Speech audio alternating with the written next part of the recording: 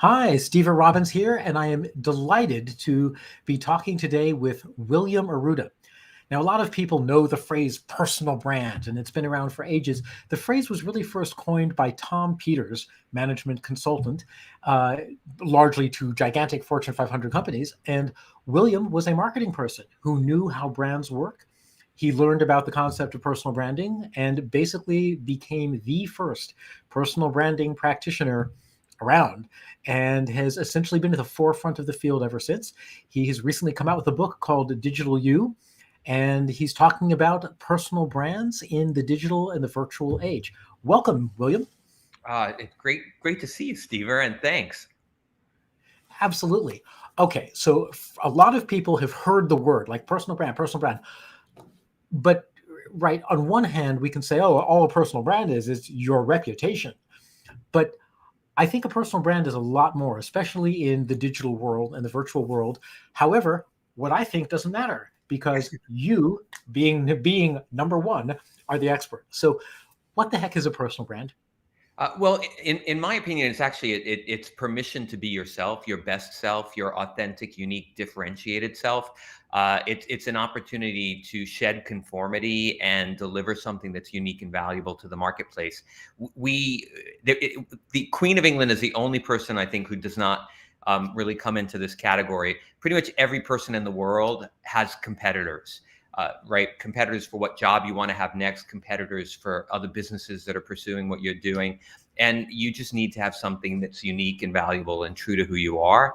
And that's really what personal branding is about. Wait, so competitors, how does me being true to who I am help me with the fact that I have competitors? Does it cause them to cower in fear and run away and stop bidding on contracts? Well, maybe, Stever, with you for sure. But what it does is there's only one of you, right? So when you're willing to be your true authentic self, when you bring those quirky things out about you that make you unique, when you think about the things that you're better at than any of those people, and you put that front and center, then all of a sudden you stand out from them. A lot of people pitch their credentials or their accomplishments or their expertise. And the problem is that that's pretty much, it's table stakes. People say, yep, you can tick the box next to all those things. But what helps people connect with us and want to work with us is the human elements of who we are. And that's much more unique to who you are. And it's almost genetic. And so in everything in life, we make choices. So what's going to make someone choose you, right? It's going to be a combination of those skills and abilities and credentials and accolades and those human elements that make you unique and compelling and engaging. All right. So my first thought here is wonderful. I wasted 20 years of my career. One of the things that some people would say make me uptight, but others would say make me unique and compelling and engaging is I've never liked wearing suits. And I graduated from Harvard Business School, West Point of capitalism and all that. And at least back in the day, people went into reasonably conservative careers and they wore suits. And, weirdly, if anything, the whole goal was to look just like everyone else, right? You're not credible unless you're wearing the right suit, and it's got to be $1,000 suit, and you have to have these style of shoes, and, just like, and I rebelled against that from day one. I mean, I walked into class with a tie-dye t-shirt on. Now, I've always viewed this as being a character flaw, but it sounds from what you're saying like had I asked you about it in the year 2000, you might have had an opinion. Yeah, here's the I mean, look at Steve Jobs. How many people used to wear suits before that? And by the way, conformity worked in the 1950s, right? You would get it. You would conform. You'd get a job. You didn't make too many waves. You kind of had a pretty steady path up to where you were going to go. You retire at 65, move to Florida. And conformity kind of worked then. The problem is that it's like every evolution, we only catch up to it way after it's relevant. For example, we could have been doing virtual meetings 20 years ago, right? All this technology existed, but we didn't, right? But COVID forced us to do it. Now we're like, oh yeah, we can have meeting, we can do all this stuff on video that we just didn't take advantage of. So it's the same thing with this. This idea of conformity was valuable when There wasn't a lot of competition. There wasn't a lot of innovation. There wasn't a need to innovate for companies. Today, every company needs to innovate to be successful. Innovation comes from creativity, which comes from diversity. Personal branding is diversity down to the level of the individual. So when you offer something that's a unique ingredient not available from anyone else, you deliver value. So today your value is connected to how you stand out rather than how you fit in. In most, by the way, there are organizations that still crave conformity, and I think that those will be the dinosaurs that will kind of fade out over time. Interesting. Okay, so how can those of us watching, whether we're watching from on screen or from the stage or from the audience rather, how can those of us watching, like, how do I start to think about that? Because to me, and I'm going to go ahead and use myself as an example because I'm self-centered and probably deeply narcissistic at some fundamental level. How could, here I am going, gosh darn it, I don't want to wear a suit. Now at the time, I just thought of that as like, oh wow, this is like this weird personality quirk that sucks and I hate it. But just because I hate it doesn't mean that I can change it. It just meant that, and I've gradually come to peace with the fact that I don't like wearing suits.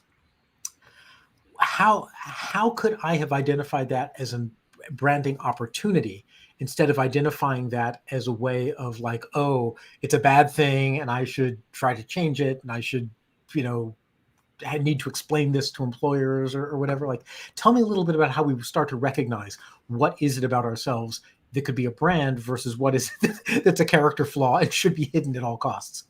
Yeah, well, so a few things. First, your brand lives in the hearts and minds of others, of the people who know you. So you really need to get feedback from others, right? And you would probably, if you, I don't know, but if you would ask people then, what do you think about the fact that I don't wear a suit? It makes me a little uncomfortable, but this is what I want to do. I bet there would be people who would have said to you, I wish I had the courage or confidence to do that, or whatever. I don't know. I'm making up stuff from the past because I don't know what would have happened. But getting feedback from others is a really powerful way.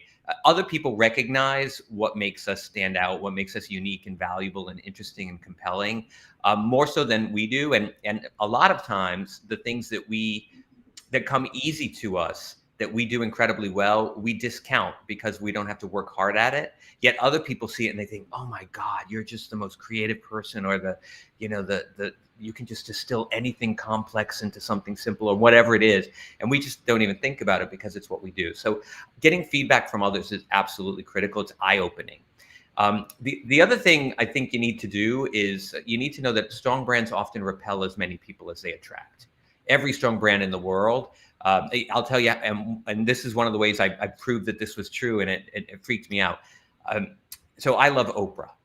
I don't know I just, she's all about empathy, and that's who she is. And all the other talk show hosts were kind of, exploiting their guests, and she was hugging hers and just being empathic, and really stood out for that. I thought everyone in the world loved Oprah. And then I Googled, I hate Oprah. And there are a huge number of Oprah haters. And it only proved my point that the strongest brands in the world, you take a stand and not everyone's going to agree with you. So even if you were to poll a bunch of people, some people would say, wow, I think it's so cool that you don't wear a suit. Others might be, you know what? I don't think people are going to take you seriously, which might be their gunk, but who knows? But nonetheless, there's going to be that polarity. And so there are very few brands. Look at Steve Jobs. He had the people who thought he was the most amazing person in the world, and people who thought differently. It's true of everyone. So you need to be comfortable a little bit in the fact that you're not going to please all of the people all of the time. You will often get a lot more people's respect, but if you really want to not, anger or upset anybody, then you're pretty much going to be beige, and no one's going to get very excited about you. All right. I so didn't want to hear that because literally, okay, right, I graduated from Harvard Business School, and I spent most of my career, and I'm serious, like my mental thinking that would surround most of my business decisions is this a business decision that a good Harvard MBA would do, right? Literally trying to mold the way that I came across, the kinds of things I talked about, to my weird notion of what would be expected of anyone who had graduated. Like, I literally was like trying to fit myself into a Harvard MBA shaped hole, which sounds like, and this did not work for me.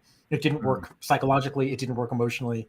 Um, and if you look at the things I've actually done professionally, for the most part, they're not standard things. Um, is that what you're talking about in terms of not fitting into, not being beige?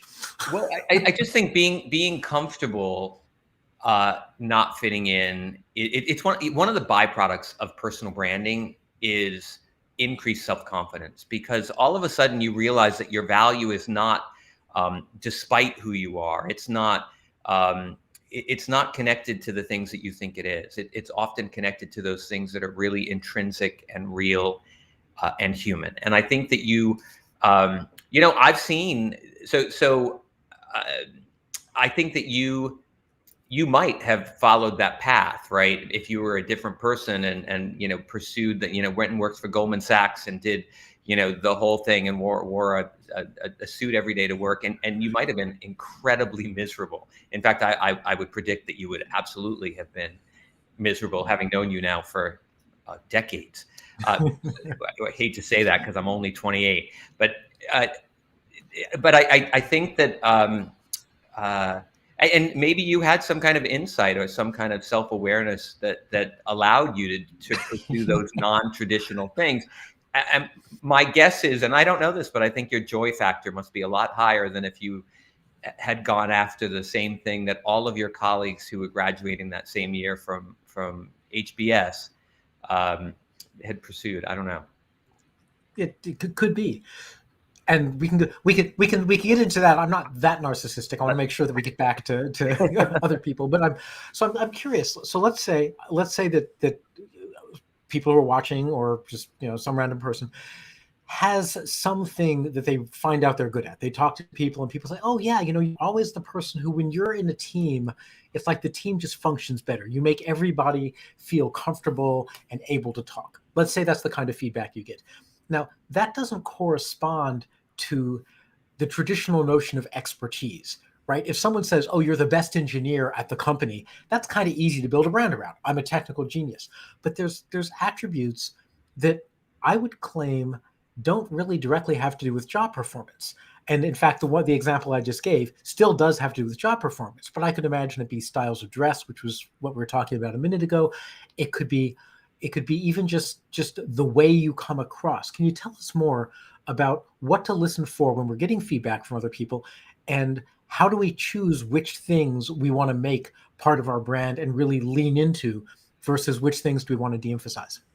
Yeah, well, you bring up a really important point, and that is that our brands are multifaceted. We're not just, I'm a powerful brand because I'm strategic or whatever it is, right? There are lots of different elements, and a lot of that has to do with the intersection of what really helps you feel fulfilled and connect with what's important to you, and what's going to allow you to achieve whatever those professional goals are, right? It's that Venn diagram of those two pieces, and a lot of that is kind of figuring stuff out as you go along. And there's no one, I can't give you a formula and say this is how the formula that works for everyone.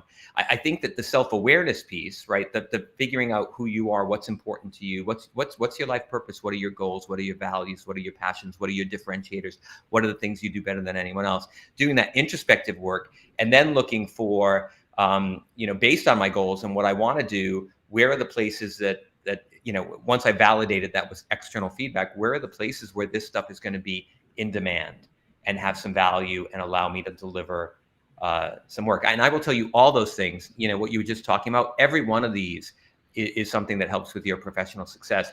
I once worked with a woman, her name was Brandy, which is great for a branding example. And It is, yes. And this was at IBM. And if you know IBM, it's like blue suit, red tie, white shirt, Chanel suit for women. And she was just, she was so confident in who she was. She was incredibly quirky. She wore, these black leotards kind of thing, and her hair was always up in some kind of crazy thing. And she had toys in her office table so that if people came in and she was on the phone, they could play with the toys. And she would start her meetings with real world, crazy, out of control stories from her life. And it's because her belief is that everything should be fun. And if you can't make it fun, I don't want to be involved. And so there were people who thought, oh, she's just not serious. And I mean, look what she wears to work here. And, you know, this craziness with the who needs this story? We have a meeting. We need to get into the stuff. And I will tell you, she was unbelievably successful. If she had a spot on her team, there'd be a line outside the door. There were people trying to get into brandy meetings. I mean, who wants to add another meeting to their calendar? But because they knew it was going to be fun. Right. So even things that sound like they're frivolous or you know, not valuable or important really do contribute to your ability to be successful. Because today, and here's the other thing that we all need to be thinking about, and this is why personal branding, you know, when I started in personal branding, you pointed out I'm the person who's been doing it longer than anyone else. There was really no market for it. No one wanted to do it. Nobody knew what it was. There was really no value in it. And it was really, I got to tell you, it was a really lonely place for many years. What has happened over the last 2 decades is everything. Everything has changed. And today, as technology enters the workplace, the only thing that we have to offer that's unique and valuable is our humanity. So all of those human, you know what? There's AI that can fill out a tax report, a tax form better than any accountant. There's all kinds of technology that's taking over, and that's good because you know what? Who likes to fill out tax forms? But we now can move to higher level activities like building relationships, like building partnerships, like thinking creatively, like building strategies. And so those are all things that human beings can do. And that's now where, like, all of a sudden personal branding is in its prime, because this is where really bringing your true, authentic human self to work is going to have the biggest impact. Wow, that really got me thinking, because one of the things that I was talking with somebody once. We were talking about, I forgot what the exact thing was. I think we were talking about the idea of why should you write an article on a topic if someone else has already written an article on a topic, right? Mm-hmm. There's already 10,000 articles by that. And what he said to me, he said, and he knew I was into theater. He said, have you ever seen the same show multiple times? And I was like, sure. You know, I mean, I've seen Sweeney Todd in 5 different productions. And he said, well, you literally knew down to the dialogue what was going to happen every time. He's like, nothing about that. Just why would you go to see this exact same thing 5 times? And I said, well, because the productions were totally different. You know, one was set in a medieval castle. The other one was like this surrealistic interpretation, blah, blah, blah. And he just kind of looked at me with this smug expression on his face. And he said, exactly. He said, just because you are offering a product or a service or whatever it is that you do as your technical skill that many other people offer, you're going to be presenting it in a way that no one else is. And that's going to be your differentiator. It's not going to be the work quality. I mean, assuming, of course, you do a good job, it's going to be the human quality. So how can I develop my human qualities? What can we do to... Yeah, I don't know that develop is the right word. By the way, here's a weird thing. Do you know that the 2 plays I've seen the most times are Sweeney Todd, and you're the only person I know who could maybe say that, and Rent. And I saw Sweeney Todd 1 time more than Rent. So that's a weird thing I just learned about you. Here's the thing. I don't know that you need to even develop. I think that you need to choose the elements of who you are, and then you need to integrate them into everything you do every day so that other people can experience them and they can communicate about them on your behalf. By the way, I do want to just talk about what you were saying before, which is, you know, why should I write an article? It's already been written. This is the biggest problem people are making in thought leadership, is number one, either they're not writing their own version of whatever. And let's face it, if there was only one way to say everything, there'd be a lot of writers who'd be really frustrated because someone would have already said it.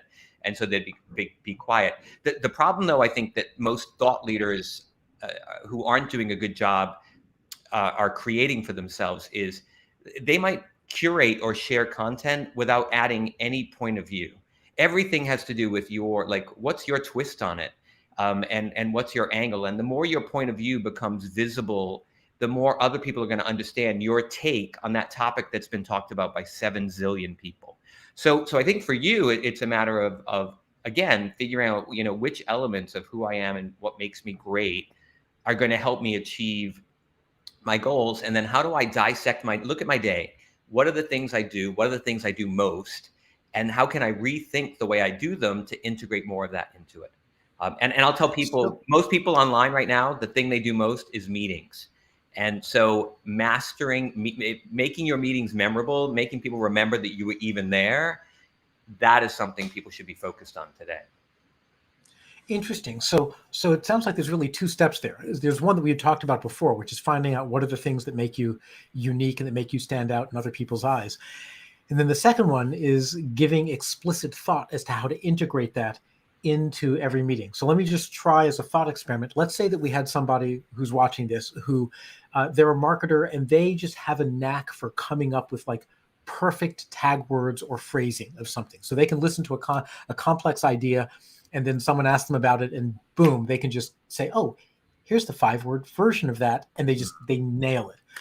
So if someone like that were to identify that as a skill, how would they start integrating that, like say into meetings? Would they insist on being the minute taker and then say, here's the slogan for today's meeting? I mean, it could be as simple as that, right? Which would be really interesting. I mean, who doesn't want to deliver a meeting and have a really fun tagline come out of it based on something that happened in the meeting, right? I think, by the way, that's the other thing that's missing from work today, and it's a big problem, is fun. And neuroscience tells us we learn more, we remember more, we do all these things when we're having fun, right? So if you're the person who can add fun to the meeting by using your unique skill of being able to distill everything into a 5-word or fewer tagline, then you know what? Then people are going to remember that. And literally they'll come to you. They're going to come when we used to work in a physical office, they'd go down and say, hey, I need your tagline for whatever. And that's exactly it. Yeah. And then the more you do it, the more you demonstrate it. Because, personal branding, a lot of people thought, and when I started, everyone thought it was like telling people how great you are. And I fought this misconception all the time. There's a little bit of tell, but most of personal branding is show. It's demonstrating to people what makes you great. And if you do it enough and consistently, other people, you don't even have to tell them, they just know it and they can tell other people on your behalf. Right. And then your fans become your promoters. And that's the powerful thing.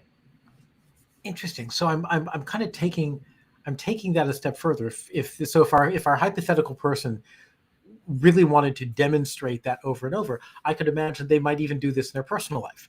So they organize I'm sitting here thinking, wow, maybe I should have taglines for myself. But I could imagine like this person calling their friends and saying, we're going to have the blah, blah, blah, the blah, blah, blah movie night, or like have, you want to come over for the XYZ dinner party, but something where they purposely give things taglines and quotations and whatever to encapsulate the essence of what they're trying to do. Exactly. And can I say this? This is the other thing that's happened in the last 20 years. This weird artificial line that was created that separated work and life is pretty much gone. If you talk to Gen Z and many Gen Y folks, they don't see that separation at all. They'll be answering emails while in line at Whole Foods, and they'll be at the office talking to their friends. And that is incredibly healthy and really, really valuable. So your idea of, yes, you don't want to say, oh, this is the thing I do when I'm at work. Right. And this is the old conformity thing. People would walk to work and they'd leave who they were at the door and they'd go in and behave the way this is how we do things here, at that company. And then they leave and they pick up their unique brand and they go home. Today, it's being your authentic, real human self 24/7. And so that your friends and family, and the tool that I created a while ago, 360 Reach, we have people send it to friends and family and networking contacts and other people, because we want them to see, is there a thread of consistency across all of this, or am I being different things to different people, right? And that's a really important part of it. So I have a question then about the Gen Z comment that you just made. I was actually, interestingly, I was just talking to someone else about this who was making the same comment that you just made, that with Gen Z, there's very little distinction between the areas of their life, which might be because of computers, right? When you have one device that you access all the areas of your life, it becomes much less localized and more universal. Oh boy, what was I going to ask? Oh no, I had a deeply insightful question. And I'm sure you did. So, okay, wow. It's gone. Oh, yes, I remember what it was. Here it is. Ready for deeply insightful question? Um, one of the things that's a personal interest of mine, I worked for a little while at a finance company that uses finance specifically to overcome some of the structural barriers to racial equality and to helping underrepresented groups be able to achieve economic equity with uh, economic equity for everyone, actually, for that matter. And it really made me aware that there are people who bring baggage with them in terms of their ethnicity, in terms of their hairstyle, in terms of their religion, country of origin, whatever the particular thing is. There are some qualities that already have pre-existing connotations that might be a problem. And some of those people, I suspect, not being one of them, so I can't say, but I suspect they might say, well, look, if I'm my authentic self when I come into work and I'm a Zoroastrian priest, that's going to get me dinged, that's going to get me ostracized. So I can't afford to be my authentic self at work. What would you say to them? Yeah, so I think that there are enough places today. So I totally acknowledge that that's an issue, and that there are people out there who will judge people in a not so kind way. I believe that there are ways for you to achieve. So if you really go back to what's my purpose, what do I want to do, there are ways for you to achieve that, where you can minimize the impact of this kind of stuff. I tell a lot of people believe that they're stuck in the job that they're in and that they don't have a lot of choice. And by the way, there are some people who don't have a lot of choice. And I'm thinking of immigrants who come here and they're very limited in what they can do. And I do think that their opportunity for personal branding, being a tool, is maybe a little bit less powerful or less open to them. But I do believe we have a lot more power over our career than we think. And I even remember I worked for it early in my career. I literally thought, I am stuck with what this is. And I won't name the organization I worked for, but I literally hated it. Sunday night, I was just, my heart was pounding, and I really didn't feel like, what, go do something else. You can, and I think it took a little bit. I didn't have the confidence and self-assuredness that I needed to be able to do that. And the more that I did take those risks, the more I allowed myself to be myself, and the more successful I was at work. And so I do think that we have not everyone and not always, but I do think that we have a lot more power and control than we used to. It's a lot easier to be an independent solopreneur or entrepreneur or work in some kind of loose work environment than it ever was, right? There are more people in the last 2 years, more people jumped to start their own solopreneurship than ever in the history of the US. So I do think that there are more and more potential opportunities to minimize what you're talking about. And and you know what? And sadly, we live in a world where what you talk about is true.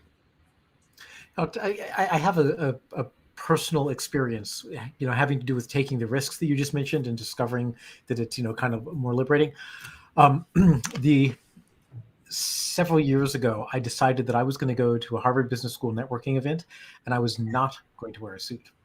Ooh. In fact, I was going to wear jeans and a t-shirt, a nice t-shirt, not an undershirt, but I was going to wear jeans and a t-shirt. So I posted a thing on my Facebook page, and I said, I'm considering going to a Harvard Business School alumni event, and I will be the only one there not wearing a suit. I will instead be showing up in a nice pair of jeans and a t-shirt, but it's going to be jeans and a t-shirt. What do you think? I'm really scared to do this. I spent my entire career worrying about, like, how do I fit into the standard image? And what was fascinating, right, is everyone listed all of my fears. Right? You'll never get business. You'll never get work from these people again. No one will ever want to do business. People will talk behind your back, all of this stuff. And I went ahead and did it. And you know what happened? The people who normally talk to me, talked to me. The people who normally didn't talk to me, didn't talk to me. No one commented on my clothes. And as far as I can tell, it had absolutely no effect on any aspect of my life whatsoever. Sorry. Except, boy, did I feel good. Like, I'm not in this constricting clothes that I have to worry about spilling stuff on. I can just, relax and be myself. And can I tell you what else happened, probably, that you don't even know? is a million people there were saying, God, I wish I could have done that, or I wish I could do that, or boy, that takes a lot of courage and self-assuredness. I really do believe there are lots of people out there who want to be, they want to be themselves, and they look around, they see people doing it, and they appreciate it. Yet it might be one step too far outside the comfort zone. This is one of the Conformity is things that I easy, think. Say right? again? Conformity is easy, right? Yeah. We don't have to make any decision. We'll just fit right in, and everything's going to be. The challenge is it's not fulfilling. Well, and this is one of the things I think is interesting about Generation Z, and I squarely put the credit and the blame on the internet, which is I think that people under about the age of 25, 26 grew up with access to a universal set of role models. When, for those people watching this who don't know, I was the only openly gay student at Harvard Business School the year that I went. At the time, we thought I was the first openly gay student. I've since found out there was one other person who was out and visible before me. But what was interesting about that is it took me a long time to come out. I actually wrote a series of anonymous editorials in the paper to gauge people's reactions. And then I'd go around and talk to them about, oh, did you see that editorial, et cetera, et cetera. And, it took me like 3 months to finally decide to come out. And for the first year, I was the only out person on campus. And I would ask some of the other closeted gay people to help me distribute flyers to the mailboxes, but people were like, no, we don't want to be seen with you at all, because if we are, then people will know that we're gay. I'm kind of like the fact that you're wearing a bunny costume to Halloween as opposed to a football uniform, they're probably figuring it out. And they're like, no, not. In any event, the reason that I say all of this is that now that there's YouTube, if you just like Google, teenage coming out stories, I've just sat and watched them for a day once. I was like in tears the whole time because there was no equivalent. I could never have known that I wasn't the only one when I was in high school, and et cetera, et cetera. And I think that's going to make Generation Z a generation that's much more used to diversity and to a variety of viewpoints. And I couldn't agree more. And I think, I will say that the Gen Ys and the Zs, they get a lot of grief. There, how much stuff was written about how do you get a Gen Z to work in your company and all this stuff. And I will tell you, I actually think that there are so many elements of their philosophy and their approach to life and work that are incredibly healthy and good for society as well. And so I actually embrace their embracing of individuality and this idea of just knowing where their limits are as to how much they will chop off of who they really are every day. So and other things like they want to be paid for results rather than being paid for just hours and stuff. I mean, they're in many ways I find them to be a very healthy generation. Refreshing. I totally agree. And hard for the generations who came before them, where you got to put in so much time before you can become a senior director after you're a director, right? There were all these artificial rules, and they're like, pay me for performance. Don't count my hours. And companies are starting to see that. And I think there's the opportunity for us to say, let me be my best self, because when I am my best self, I'm going to deliver exceptional value, and that's going to be rewarded. Right? Not everywhere, and not every organization is that way. And even within an organization, right, there are people, leaders who want conformist employees, and the time, you have to find the thing that's going to work for you. Yeah. Well, and you have brought your uniqueness here to us today. Are there any things you want to say? I know that you have a book, either one that just came out or is coming out, and people may want to reach you. So tell us, how can they find you? How can they learn more about personal branding? What are your books? Tell us all of the things. Well, I'll tell you, so the latest book is called Digital You, and I love to promote it. And you know why? I don't make a penny on the book. I'm giving all of my royalties to an amazing organization that's all about individuality called Free to Love, and it's an organization that through the arts helps kids really embrace their individuality. So Digital You, which I got to say, you know what, Digital You came out before COVID, and then talking about how your whole life was going to go digital, and then poof, it did. So it's one of those amazing opportunities. And WilliamArruda.com is, if you want to reach out to me, I'd be delighted to stay connected. Anyone interested in the topic of personal branding is someone I want to know. Awesome. Thank you very much, William. And I'm Steve Robbins. But of course, you probably know that if you're watching this on my feed. Thank you for joining us. It has been an absolute pleasure. And I'm sure that I will want to have you back so that we can delve into this in future days, maybe with some specific examples as events in the world happen, because there's always the opportunity to look at things through a branding and an individuality